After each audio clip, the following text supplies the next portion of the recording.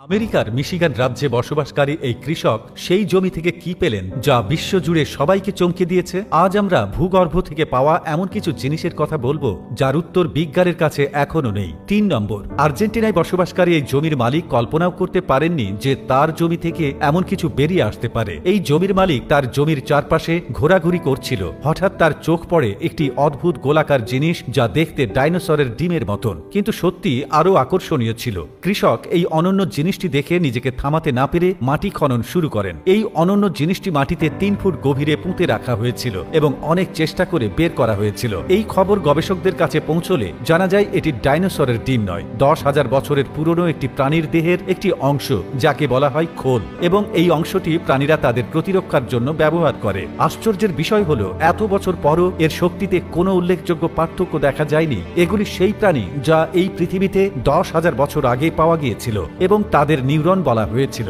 যখন এই কোষটির ওজন করা হয়েছিল তখন দেখা গেছে যে এটির ওজন ১১০০ কেজি। ২ নম্বর, মার্কিন যুক্তরাষ্ট্রের মিশিগান রাজ্যের কৃষক জেমস ব্রিস্টল তার ফসল ফলানোর জন্য ক্ষেত খনন করছিলেন। তখন তিনি কয়েক মিটার গভীরে একটি অদ্ভুত জিনিস দেখতে পান। তা দেখা মাত্রই তিনি খনন কাজ বন্ধ করে দেন। সেই ঘটনার সত্য জানতে তো মাটি খনন করতেই হবে, যার জন্য যন্ত্রপাতির সাহায্য নেওয়া হয় এবং আবার খনন কাজ শুরু হয়। খনন কাজ চলতে থাকলে সেই জিনিস মাটির উপরে দেখা দিতে থাকে। দেখা গেল এটি একটি খুব বড় প্রাণীর খুলি। জেমস আর নিজেকে নিয়ন্ত্রণ করতে না পেরে মিশিগান কর্তৃপক্ষকে সতর্ক করে দেন। যখন এই খুলিটি পরীক্ষাগারে পাঠানো হয় তখন দেখা যায় যে এটি একটি প্রাণীর খুলি যেটি ১৫,০০০ বছর আগে পৃথিবীতে বাস করেছিল এবং তাকে ওলি ম্যামথ বলা হয়েছিল। এই প্রাণীগুলো দেখতে হাতির মতো ছিল, কিন্তু এগুলোকে খুবই বিপজ্জনক মনে করা হতো। ধারণা করা হয় হাজার হাজার বছর আগে মানুষ এই প্রাণীর দাঁত তুলে হিসেবে ব্যবহার করত।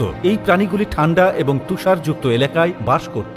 ১ নম্বর, চিলির উপকূলীয় মহাসড়ক মেরামতের সময় একটি বিন্দু এসেছিল যখন মহাসড়কে মেরামতের কাজ বন্ধ করতে হয়েছিল। এই কাজটি চলছিল চিলির আতাকামা মরুভূমিতে, যেখানে ১২০ ফুট উচ্চতায় একটি পাথরের উপর ৫টি নয় ১০টি নয় ৭৫টি কাঠামো পাওয়া গেছে, এবং তাও ওয়েলস থেকে। মরুভূমির মাঝখানে ১২০ ফুট উচ্চতায় ৭৫টি বড় তিমির কঙ্কাল নিয়ে কি করবেন শ্রমিকরা বুঝতেই পারছিলেন না, যেখান থেকে এমনকি সমুদ্র দূরে ছিল। অবশেষে বিষয়টি প্রত্নতাত্ত্বিকদের কাছে পৌঁছলে তদন্ত শুরু হয়, যেখানে দেখা যায় এই তিমির কাঠামোর বয়স ২০ লক্ষ থেকে ৭০ লক্ষ বছর, এবং গবেষকরা মনে করেন এত বছর আগেও এই জায়গাটি সমুদ্র তীর ছিল, কারণ যখনই তিমিরা অসুস্থ হয় তখনই ডাঙ্গায় আসা তাদের স্বভাব। কিন্তু এক জায়গায় এতগুলো তিমি কিভাবে মারা যেতে পারে সে বিষয়ে কিছু বলা মুশকিল।